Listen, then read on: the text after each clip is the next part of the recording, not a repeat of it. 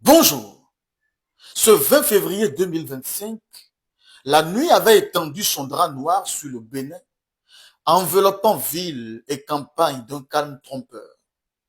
Pendant que le pays sommeillait, un véhicule filait vers le nord, chargé de devoirs et de missions.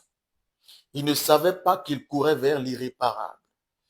À bord, le ministre de l'enseignement secondaire, technique et de la formation professionnelle, Kwaro Yves Chabi, qui quelques 2 heures plus tôt, dans son adresse à la nation, dans le cadre de la 25e édition de la Journée internationale de la langue maternelle, nous disait au revoir.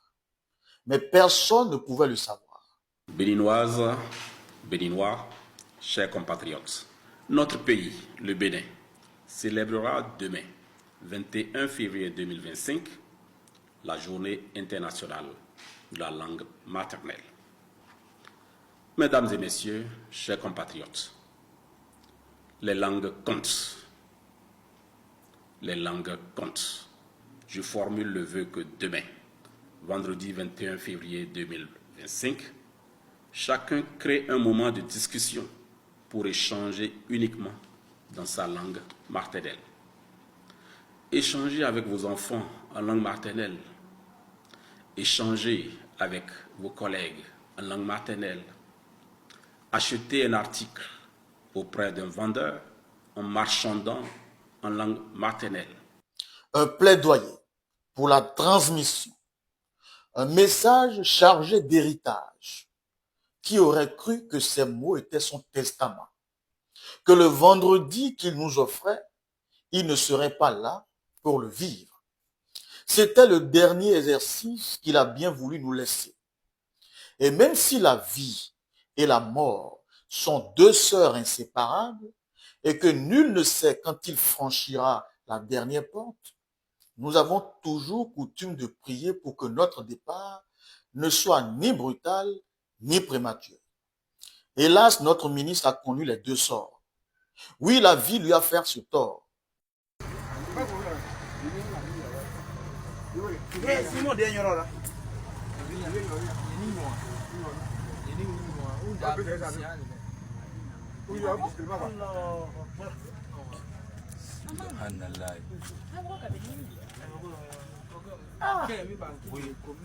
C'est ça.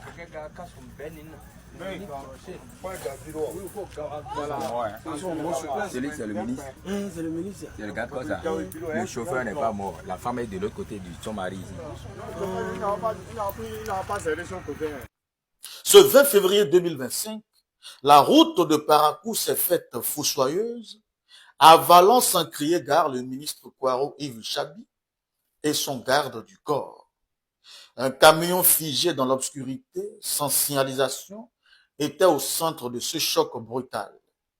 C'était le dernier souffle du ministre, arraché par l'asphalte. Oui, l'asphaltage, pourquoi ne pas en parler? Le président Patrice Talon a fait des infrastructures. Le réseau routier s'est étendu avec une qualité inédite. C'est vrai. Mais à quoi sert le goudron si les bas-côtés sont de ses cœurs? À quoi sert le progrès si la mentalité ne suit pas? Pourquoi des routes inter-États manquent-elles cruellement de lumière? Le président Patrice Talon s'est donné pour mission de chasser le visage hideux que projetait notre pays. Mais tout ça ne suffit plus. Il est temps de parler solution. Il faut des contrôles stricts et non saisonniers pour les poids lourds et des sanctions pour les stationnements dangereux. Il faut un éclairage digne de ce nom sur nos axes routiers, notamment sur la route inter-État Cotonou-Parakou et pourquoi pas au-delà. Il faut refaire toutes les bandes réfléchissantes et les panneaux invisibles déjà couchés par la ruine des accidents. Il faut une révolution de conscience sur la vitesse et l'entretien des routes, la vigilance au volant. Le ministre conseiller Jacques Ayadi et le directeur général du Centre national de sécurité routière, M. Ariel Sacramento, sont interpellés. Le ministre Kwaro Yves Chabi s'en est allé. Mais son dernier message résonne. Parlons. Parlons non seulement en langue maternelle, mais aussi en langue de responsabilité. Parlons aux autorités pour exiger des routes sûres. Parlons aux conducteurs pour briser cette folie métrière devant la tentation d'une belle étendue de route. Parlons pour que demain, nos routes ne soient plus des tombeaux. Condoléances à tous les membres du gouvernement et courage à vous qui donnez sans compter, qui sacrifiez tant, alors que le peuple insatiable en demande plus. Le ministre Kwaro Yves Chabi s'est éteint à l'âge de 52 ans.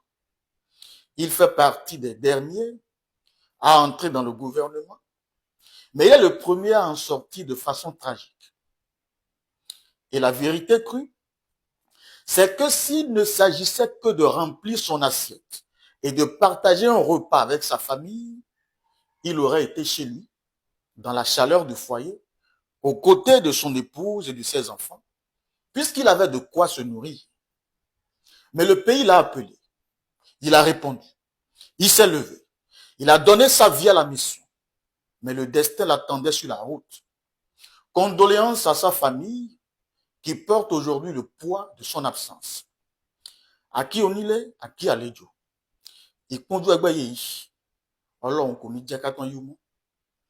Ẹ̀yin ẹ̀ jẹ́ ọmọ àbí ìyàwó, Ọlọ́run kò pèsè dáadáa fún. Uche dáadáa yẹ ọkọ tàbí ẹbí ti ṣe kalẹ̀. Ẹ̀ńkẹ́ yìí jẹnu ẹ̀, ojú kò ní pín mọ́. Condoléances aussi au peuple béninois et à sa famille politique. L'Union progressiste le renoue. Au-delà d'un ministre, c'était un artiste, oui, qui s'en est allé. Un maître de scène, dont chaque apparition était un tableau soigneusement composé. Il savait donner du relief à son image, comme un peintre à sa toile, comme un sculpteur à son œuvre. Aujourd'hui, le rideau est tombé brusquement, laissant une ombre là où brillait une éclatante lumière. C'était votre chronique Contre-jour. Merci pour l'attention et à lundi.